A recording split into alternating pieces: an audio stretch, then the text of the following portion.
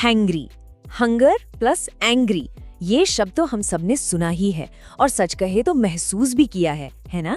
पर क्या ये बस एक मजाकिया सा शब्द है या फिर इसके पीछे कोई असली साइंस छुपा हुआ है? चलिए आज इसी की तह तक जाते हैं। अच्छा, एक बात ईमानदारी से सोचिए, कभी ऐसा हुआ है कि दिन बहुत लंबा था, जोरों की भूख लगी थी और बस किसी की छोटी सी बात पे एकदम से गुस्सा आ गया हो?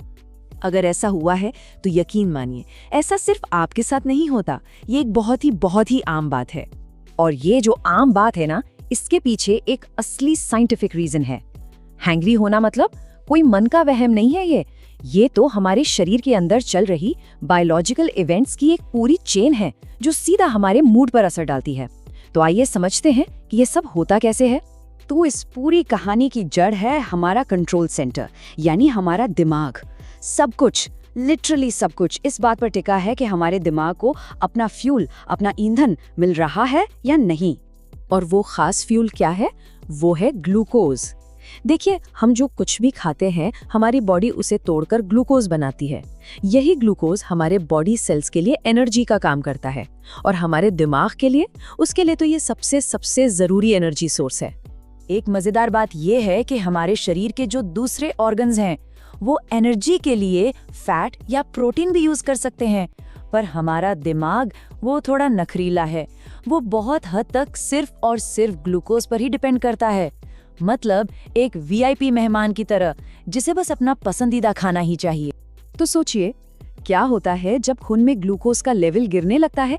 दिमाग के लिए एक तरह से इमरजेंसी अलार्म बज जाता है। उसे लगने लगता है कि कोई जानलेवा संकट आ गया है। और इसका असर?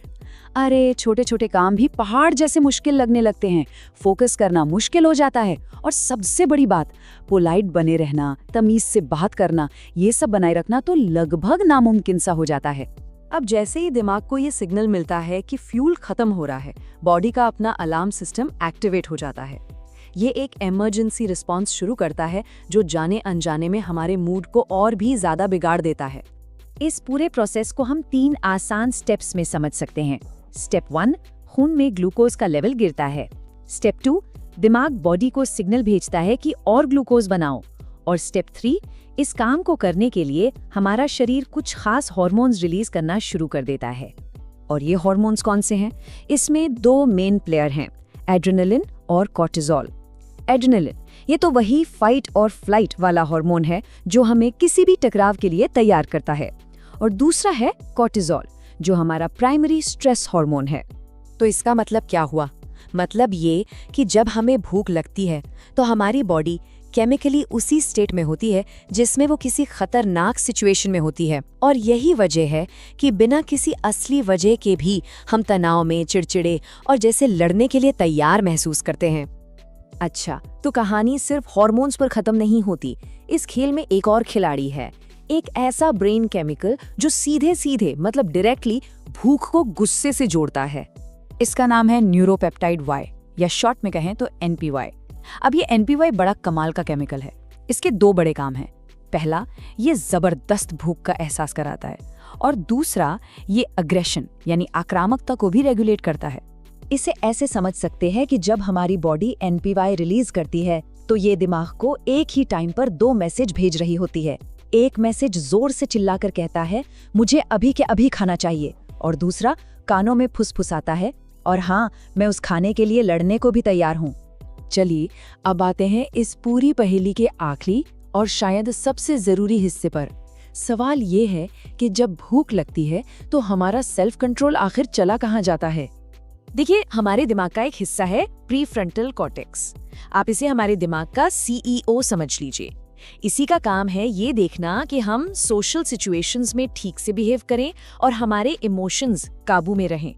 और यहाँ एक बहुत जरूरी बात समझने वाली है, सेल्फ कंट्रोल कोई मुफ्त में नहीं आता।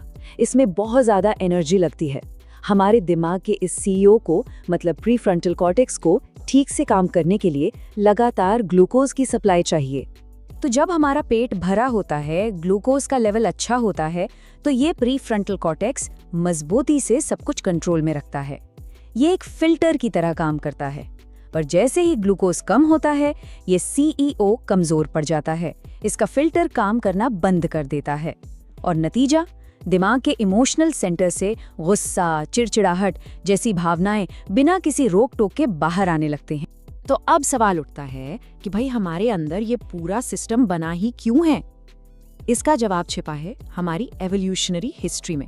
जरा सोचिए, हजारों साल पहले हमारे पूर्वजों के लिए हैंग्री होना कोई प्रॉब्लम नहीं थी, बल्कि ये तो जिंदा रहने के लिए एक जरूरी टूल, एक हथियार था। ये एक फीचर था, बग नहीं। सोचकर देखिए, उस जमाने में अगर हमारे पूर्वज भूखे होने पर भी शांत और पोलाइट बने रहते तो शायद उन्हें कभी खाना ही नहीं मिलता, वो तो भूखे रह जाते। ये गुस्सा और अग्रेशन ही था जो उन्हें खाने के लिए कम्पीट करने में मदद करता था। तो एक तरह से देखें तो हैंगर ने ही हमारी स्पीशीज को सर्वाइव करने में मदद की है। तो चलिए फटाफट से रिकैप करते हैं। हैंग्री होने के पीछे 4 मेन पिलर्स हैं।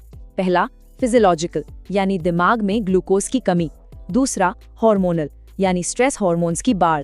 तीसरा, केमिकल यानी भूख और गुस्से को जोड़ने वाला NPY। और चौथा, साइकोलॉजिकल यानी हमारे दिमाग के फिल्टर का फेल हो जाना। ये चारों चीजें जब एक साथ मिलती हैं तो वो हैंग्री वाली एक्सप्लोसिव फीलिंग बनती है। तो आखिर में सवाल ये उठता है कि क्या हैंगर कोई मॉडर्न बग है जिसे हमें फिक्स करना है, या फिर ये एक एंशिएंट फीचर है जिसे हमें बस मैनेज करना सीखना होगा? शायद ये कोई ऐसी चीज नहीं है जिसे ठीक किया जाए, बल्कि ये हमारे अंदर बसा एक पुराना इंस्टिंक्ट है जिसे आज की दुनिया में बेहतर तरीके से समझना और संभालना जरूरी है। तो अगली बार जब भूख के साथ गुस्सा आए तो बस एक पल रुक कर याद कीजिएगा, ये आप नहीं, ये आपका एंशिएंट सर्वाइवल मैकेनिज्म बोल रहा है।